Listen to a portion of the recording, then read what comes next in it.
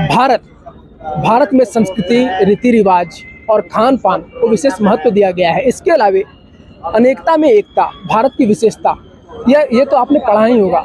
लेकिन कुछ ऐसे व्यंजन भी हैं जो भारतीय संस्कृति को दर्शाते हैं और उनमें से एक है बिहार का सुप्रसिद्ध लिट्टी चोखा, जो कि इन दिनों पूरे देश को एक सूत्र में बांधे हुए है। इतना ही नहीं, ये लिट्टी चोखा कई लोगों को रोजगार भी उपलब्ध कराता है। बिहार की राजधानी, जिसे पूर्व में हम पाटलिपुत्र के नाम से जानते थे और वर्तमान में पटना, वहाँ से निकल के आया ये लिट्टी चोखा अभी झारखंड के राजधानी रांची के मोराबादी मैदान के पलास महोत्सव में भी मौजूद है। और सुप्रसिद्ध लिट्टी चोखा वाले, जिन्हें हम भोला लिट्टी के नाम से जानते हैं, और भोला लिट्टी वाले हमारे रांची में हैं और कहीं ना कहीं आज के डेट में ये एक ब्रांड के रूप में उभर कर आए हैं। तो हम इनसे जानना चाहेंगे कि बिहार से चलकर ये जो लिट्टी चोखा प्रसिद्ध हुआ, झारखंड में भी कदम रखा और उसके बाद हमारे रांची में मोराबादी मैदान में ये नजर आ रहा है। तो आइए भोला लिट्टी वाले से हम बात करते हैं, चर्चा करते हैं और जानते हैं इसके महत्व के बारे में। सबसे पहले आपसे हम जानना चाहिए कब से आपने शुरुआत इसकी की और कैसे इस लिट्टी चोखे की दुकान की आपकी शुरुआत हुई?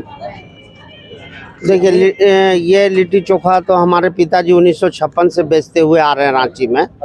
और पिताजी के बाद जब हम अपना वो संभाले, थोड़ा मोड़ा पढ़ाई लिखाई होने के बाद में जब हम अपना वो संभाले, तो हम 89 से हम भी लिट्टी का ही कारोबार करने लगे और उस समय से करके आ रहे हैं। तो लोग जान रहे, धीरे धीरे बढ़िया से अब खा रहे हैं। फिलहाल अगर हम यहाँ पे जानना चाहेंगे तो कहीं ना कहीं 1956 से आपका ये स्टॉल चल रहा है। रांची के विभिन्न जगहों पे आपका स्टॉल है, कहाँ कहाँ पे है? और आप अभी फिलहाल मोराबादी के पलास महोत्सव में हैं, कैसा लग रहा है आपको? बहुत अच्छा लग रहा है। हमारा एक दुकान कांके रोड कैम्ब्रियन स्कूल के सामने है, दूसरा दुकान है एयरपोर्ट रोड में और पहला दुकान है रोंडा तुलसी चौक में।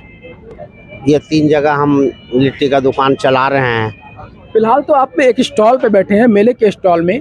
अगर हम बात करें आपके दुकान की लिट्टी के रेट की और यहाँ की, तो क्या कुछ चार्ज है? देखिए, यहाँ भाड़ा देना पड़ता है, इसलिए यहाँ 5-10 रुपया प्लेट में बढ़ जाता है। और जो पुराना दुकान है उसमें 80 रुपया प्लेट बिक रहा है, यहाँ 90 रुपया बिक रहा है घी वाला।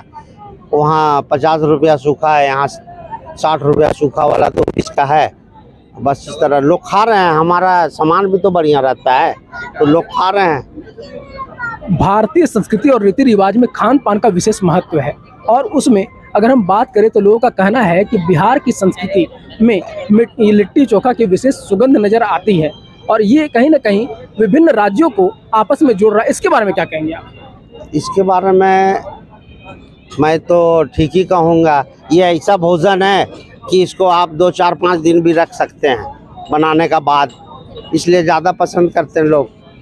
और बस आपको पता होगा कि बिहार के राजा से जो लालू प्रसाद यादव जी हैं, वो एक समय में रेलवे मंत्री भी रहे और रेलवे में उन्होंने कहीं ना कहीं लिट्टी चोखे को भी जगह दी थी। देखिए, बात जब लालू प्रसाद का बोल रहे हैं तो 2003 में उनकी बड़ी बेटी का शादी हुआ था, निशा भारती का। उसमें हम लिट्टी बनाने भी पटना गए हुए थे और लोग बहुत खाएं बढ़िया से, चाव से, समझे।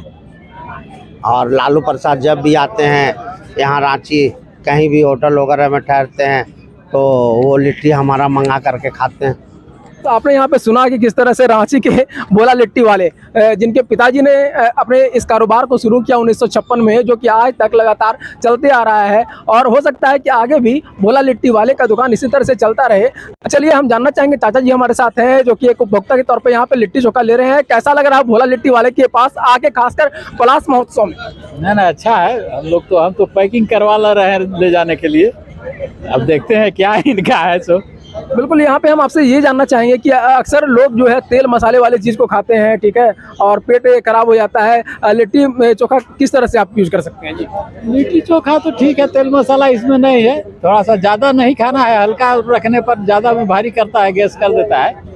लेकिन यह है कि मसाला नहीं है, इसलिए पेट के लिए ठीक है, स्वास्थ्य के लिए। चलिए, तो आपको हम बताना चाहेंगे, यहाँ पे हमारे साथ जो एक व्यक्ति हैं, इन दिनों काफ़ी लिट्टी चोखा खाते हैं, और खासकर रातू रोड में भी एक स्टॉल खुला है कान्हा लिट्टी वाला, और वहाँ जाते हैं भैया, 2-4 लिट्टियाँ खा लेते हैं, क्या कुछ होता है चलिए उनसे पूछते हैं और उनसे जानते हैं। भाई सूरज जी, आप बहुत आजकल लिट्टी खा रहे हैं, ऐसा हम लोग सुने हैं और जानते हैं, परसों भी आपने 2-4 लिट्टी ढकेल लिया पेट में अपना, कैसा लगा, क्या कर रहे थे? ये लिट्टी चोखा का तो मतलब लिट्टी चोखा का तो बात ही अलग है।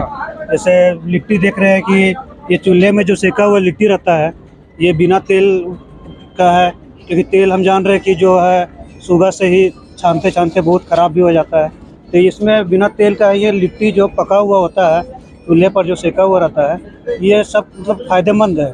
इसे आप कभी भी खा सकते हैं। और इसके साथ देख रहे चोखा, चटनी, मिर्च वगैरह, मतलब खट्टा मीठा तीखा सबका आप स्वाद ले सकते हैं इसमें।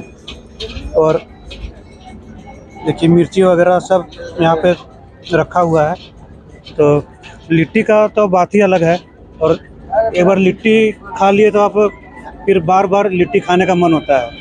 चलिए, आपको बताना चाहेंगे, यहाँ पे सूरज जी से ये बात हो रही थी, सूरज जी ने बताया कि बार बार भाई लिट्टी एक बार खाओगे तो बार बार खाने का मन करेगा, और बिल्कुल खाने का मन भी करेगा। मान लीजिए कि आप हॉस्टल में रहते हैं, अगर खाना बनाने का रात में मन नहीं किया, भाई दुकान पे चले जाइए, लिट्टी लेके आ जाइए, पेट बिल्कुल ख़राब नहीं होने वाला है, और उतना ही खाना है जितना पच सके। ठीक है, ये सुपाच्य है, लेकिन किसी भी चीज़ को का अति का अंत होता है, इसलिए जितना आपके पेट में जा सके और डाइजेस्ट हो सके उतना ही लिट्टी खाएँ। बहुत बहुत धन्यवाद, शुक्रिया आपका।